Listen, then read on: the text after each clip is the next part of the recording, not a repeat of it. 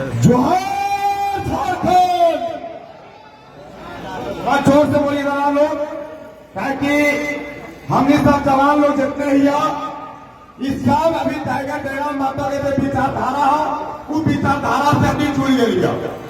चाहे कि हमने पहले बाप माए हमने के पढ़े लिखे फैले ना हजारीबाग, और हजारीबाग में पढ़ते जब देखिए झारखंड सरकार की आपको वैकेंसी अगर क्लियर नहीं हो रहा है, तब जाकर के 2019 में जे झारखंड के सरकार है, जो झारखंड के आदमी है मुख्यमंत्री बना गई है हेमंत सोरेन के।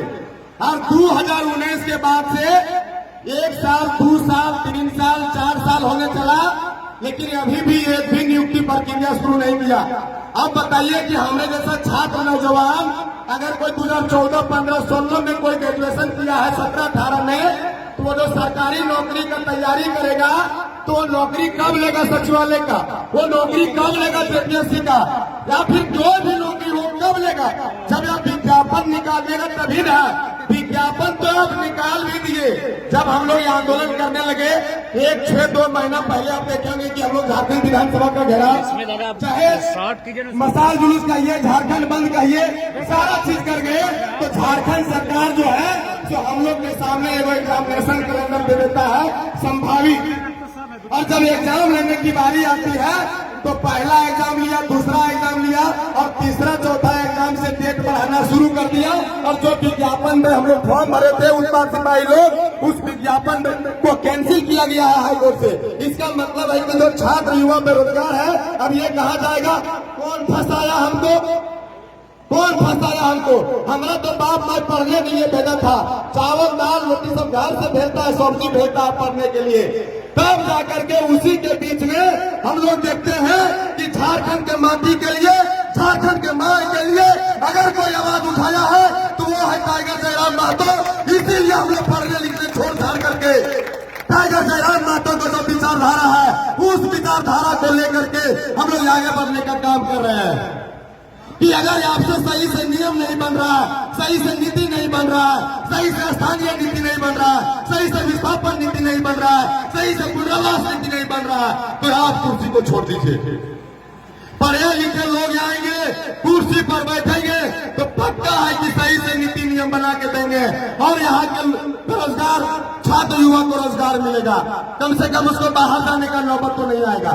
अभी देखते हुए हैं कि बहुत सारा लड़का लोग जब डेट बढ़ जाता है या सही पर एग्जाम नहीं होता है तो पढ़ने छोड़ देता है, पढ़ने छोड़ देता है, घर से दबाव रहता है, वो बॉम्बे दिल्ली चल जाता है।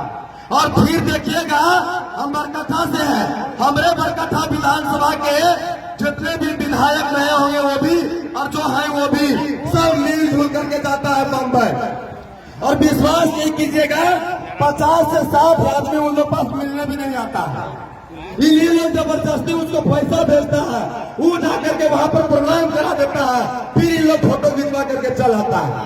अरे भैया आपके बाप दादा ने इतना करके दिया, आपके पास पैसा है, आप जाकर के वहां पर बम्बई में उन लोग को फुटबॉल बना सकते हैं। आप काहे में वचन दे करके आए हैं कि चलिए इस बार लोग जो है जितने भी बरकट्ठे के लोग यहाँ पे काम करते हैं, अगले बार हमको हम जैसे सरकार में तो है न हो, तो आप साथ दीजिए कि अगले बार से जितना है यहाँ जनसंख्या आधा से कम कर लेंगे। लेकिन आप ये वचन नहीं दे रहे, आप उसी के पैसा खाता से घूमते फिरते खाते पीते चलाते हैं। लेकिन हमारा जो विचारधारा है, टाइगर जयराम महतो का जो विचारधारा है, टाइगर जयराम महतो मात्र 2-3 साल में देखिए बम्बई में जाकर प्रोग्राम हुआ तो लाखों का भीड़ हुआ और सब झारखंडियों का भीड़ हुआ। क्यों? क्योंकि इनका विचारधारा सही है। आपका विचारधारा सही रहता तो कम से कम आपका बरकट्ठा के लोग सबको मिलने आपसे आता। अब क्या है कि अब हम लोग ने बदलना होगा। कहने का अर्थ है कि पहले राजतंत्र था तो राजतंत्र में राजा का बेटा राजा बनता था। अब लोकतंत्र है, लोकतंत्र में हम लोग सब बराबर हैं। हम लोग लोकतंत्र में हम लोग राजा बनने का काम कीजिए, हम लोग नेता बनने के काम कीजिए। रानी का बेटा अब राजा नहीं बनेगा, अब रानी का बेटा भी राजा बनेगा, ताकि अब राजतंत्र नहीं है, अब लोकतंत्र है। और टाइगर जयराम माता का जो विचारधारा है कोई जातिवाद विचारधारा नहीं है।